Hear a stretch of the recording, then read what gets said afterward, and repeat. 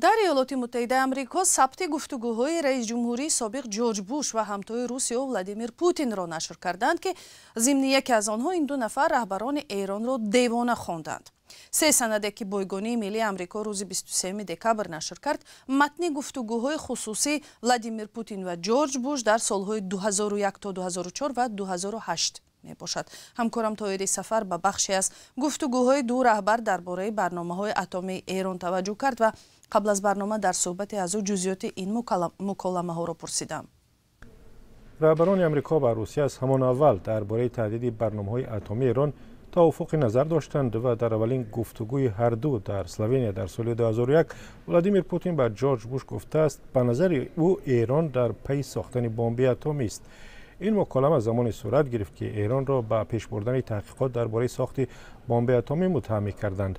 ولادیمیر پوتین در همین گفتگو اطلاعی مخفی را در اختیار جورج بوش گذاشته و گفته است متخصصان ایرانی از همکاران روس خود درباره موضوعهای حساس پیرامون سلاح اتمی میپرسند. پوتین گفته است هیچ شبهه‌ای نیست که آنها یعنی ایران سلاح اتمی میخواهد. من به آدمان خود گفتم که چنین اطلاعی را به آنها ندهند. پایان اقتباس. در صحبت‌ها درباره برنامه‌های اتمی ایران جورج بوش گفته است که استفاده زور به ضد ایران را کاری مناسب نمی‌داند اما نمی‌تواند آن را هم صرف نظر کند. او به اریل شرون نخست وزیر سابق اسرائیل اشاره کرده است که در فکر استفاده گزینه نظامی به ضد ایران بوده است، چرا که به گفته جورج بوش سلاح اتمی ایران اسرائیل را سخت می‌ترساند.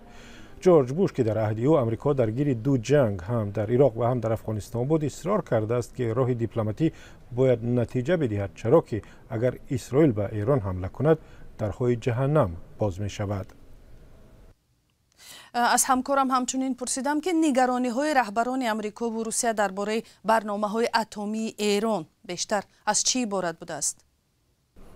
جورج بوش در مکالمه‌های محرمانه خود با ولادیمیر پوتین گفته است ما نیاز نداریم این دیوانه‌های مذهبی سلاح اتمی داشته باشند.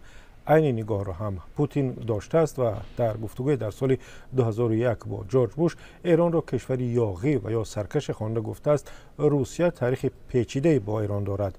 دو طرف در این مکالمه‌های خصوصی رهبران ایران را دیوانه خطاب کردند. جورج بوش گفته است این آخوندهای نامنتخب هستند که در ایران تصمیم می‌گیرند. پوتین آن زمان گفته است وقتی به ایران رفت از آن حیرت زده شد که رهبران ایران اگر در حوزه ایدئولوژی دیوانه هم باشند اما در عین حال تحصیل کرده و دانشگاه رفتند. پوتین در این زمینه و خود محمود احمدی نژاد رئیس جمهوری پیشین ایران، اطرافیانش و رئیس سابق پارلمان غلامعلی حداد عادل اشاره کرده است. کشورهای غربی تاکنون ایران را متهم می‌کنند که در تلاش ساختن بمب اتمی است، ولی تهران گفته است هدف برنامه‌هایش صلح‌آمیز است. تابستان امسال بعد از حمله‌های اسرائیل به تأسیسات اتمی ایران و جنگ سخت بین دو طرف، آمریکا هم انشاءات اتمی ایران را سخت بمباران کرد و با گفته دونالد ترامپ رئیس جمهوری آمریکا آنها را از بین برد.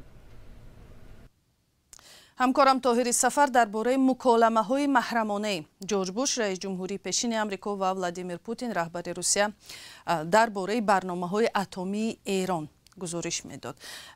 گزارش کامل در این باره را می‌توانید در سامانه azadi.org بخوانید.